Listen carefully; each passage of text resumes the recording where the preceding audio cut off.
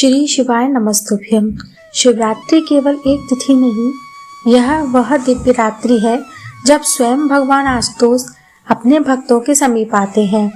जब महादेव करुणा से भरे अपने हृदय से यह प्रतिज्ञा करते हैं कि जो भी मनुष्य इस पावन रात्रि में श्रद्धा, नियम और भक्ति के साथ मेरा व्रत करेगा, मैं उससे कभी दूर नहीं जाऊंगा।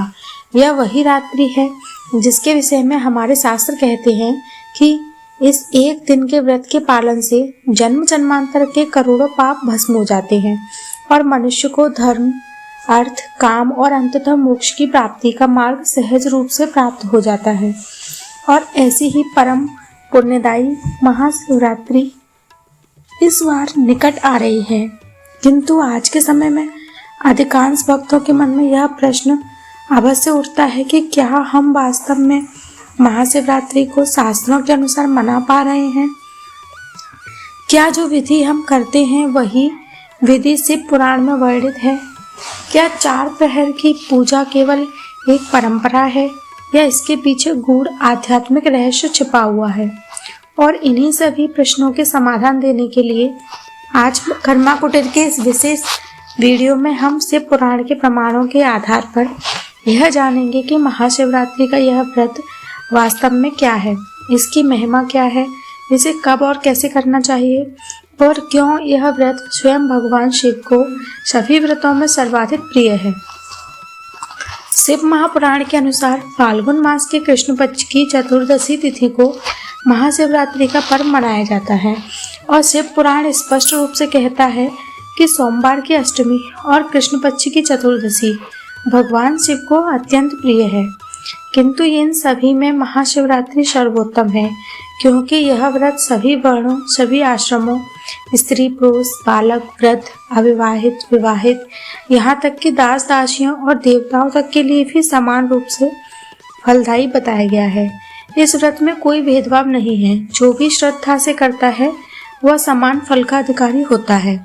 शिव पुराण में यह भी कहा गया है कि महाशिवरात्रि का व्रत करोड़ों ब्रह्म हत्या जैसे महापापों का भी नाश करने में सक्षम है।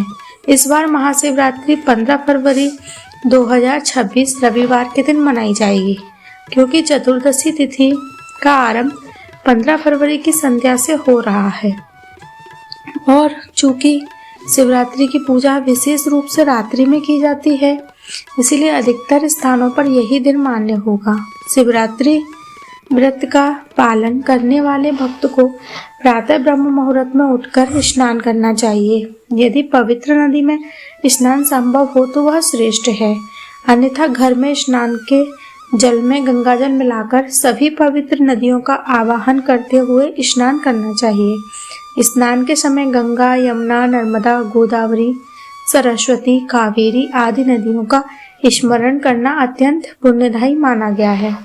स्नान के पश्चात स्वच्छ वस्त्र धारण कर भगवान शिव का ध्यान करते हुए पूरे दिन आलस्य से दूर रहना चाहिए, क्योंकि शिव पुराण में स्पष्ट कहा गया है, शिवरात्रि के दिन प्रमाद और आलस्य व्रत को निष्फल कर देते हैं। स्नान के बाद भक्त को सबसे पहले भगवान शिव के समक्ष या शिवलिंग के सामने इस महाशिवरात्रि व्रत का संकल्प लेना चाहिए और यह संकल्प हृदय की पूर्ण निष्ठा से लिया जाना चाहिए। आज मैं अपने सामर्थ्य अनुसार नियमों का पालन करूंगी, उपवास रखूंगी, जागरण करूंगी, नाम जप में संलग्न रहूंगी।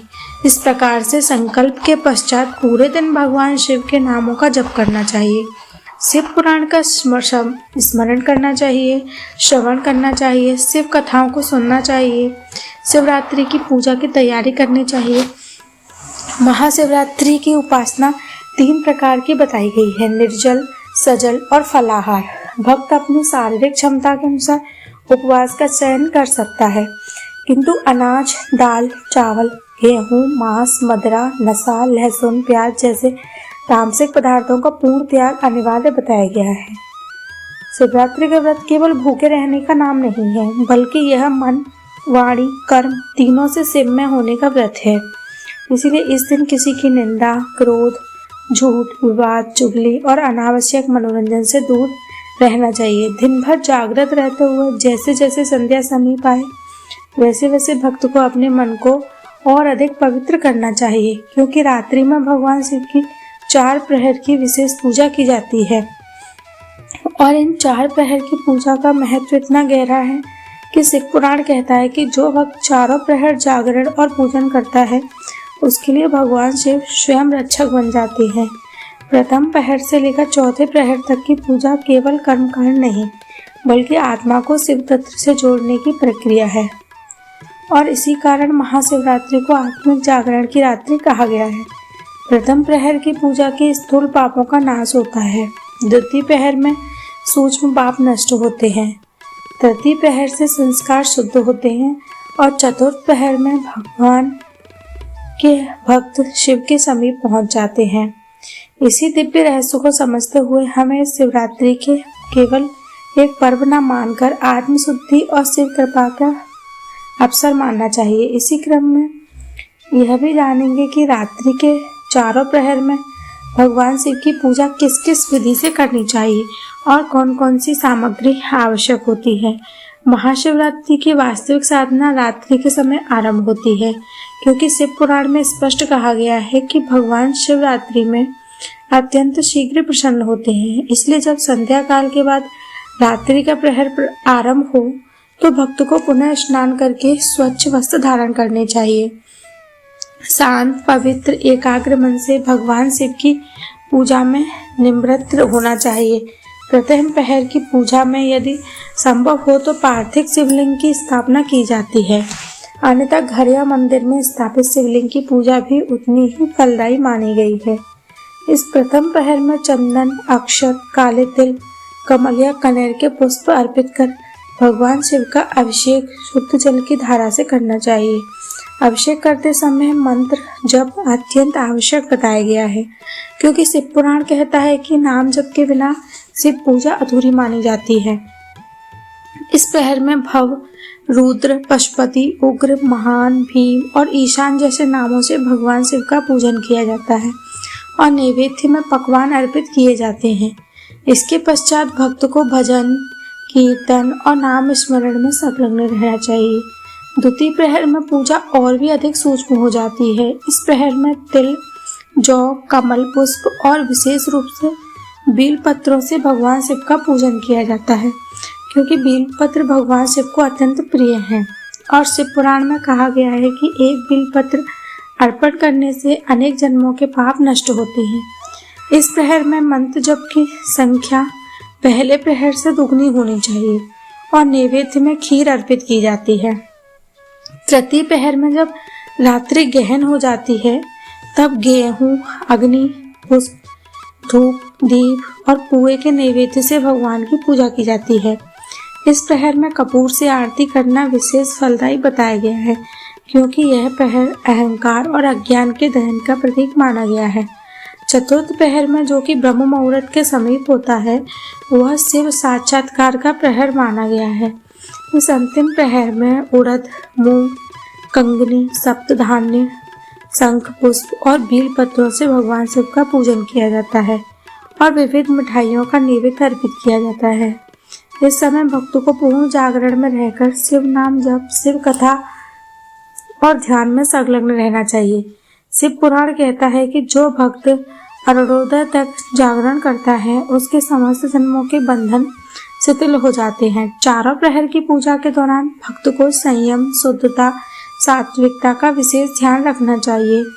निंदा, क्रोध, दूसरों की निंदा, झूठ, विवाद, मनोरंजन और तामसिक वृत्तियों से स्वयं को दूर रखना चाहिए, क्योंकि शिवरात्रि का व्रत केवल ब्रह्म पूजा नहीं बल्कि अंतःकरण की शुद्धि का व्रत है। अगले दिन सूर्योदय के पश्चात शिवरात्रि व्रत का उद्यापन किया जाता है।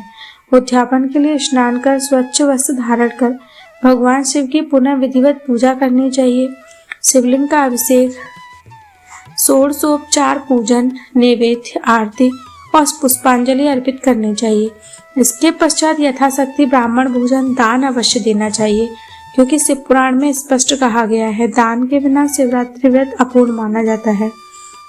यदि कोई भक्त विस्तृत विधि ना कर सके तो भी कम से कम किसी योग्य व्यक्ति को भोजन और दान देकर उद्यापन अवश्य करना चाहिए। अंत में भगवान शिव से क्षमा प्रार्थना करते हुए यह भाव रखना चाहिए कि हे महादेव, अनजाने में हुई किसी भी त्रुटि को आप अपनी करुणा से पूर्ण कर दें। यदि पार्थिव शिवलिंग की स्थापना की गई हो तो उसका विसर्जन पवित्र जल में करना चाहिए। इस प्रकार विधि पूर्वक किया गया महाशिवरात्रि व्रत न केवल सांसारिक कष्टों से मुक्ति देता है, बल्कि भक्त के हृदय में भक्ति का स्थायी दीप प्रज्वलित कर देता है। महाशिवरात्रि हमें सिखाती है कि शिव केवल मंदिर में नहीं, बल्कि शुद्ध चेतना में प्रकट होते हैं, और जब भक्त श्रद्धा, नियम और प्रेम से उन्हें स्मरण करते हैं तो स्वयं भोलेनाथ उनके जीवन की सारी कठिनाइयों का विष पीकर उसे अमृत प्रदान करते हैं।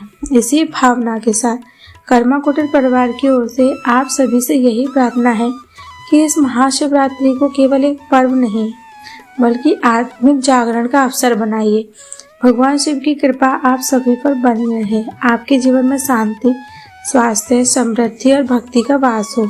इसी मंगल कामना के साथ हम इस विशेष शिवरात्रि व्रत विधि के वीडियो को यहीं विराम देते हैं। महाशिवरात्रि के इस पावन अवसर पर भगवान शिव की और भी दिव्य पौराणिक कथाओं को सुनने के लिए जुड़े रहिए आपके अपने चैनल कर्मा कुटीर के साथ। हर हर महादेव।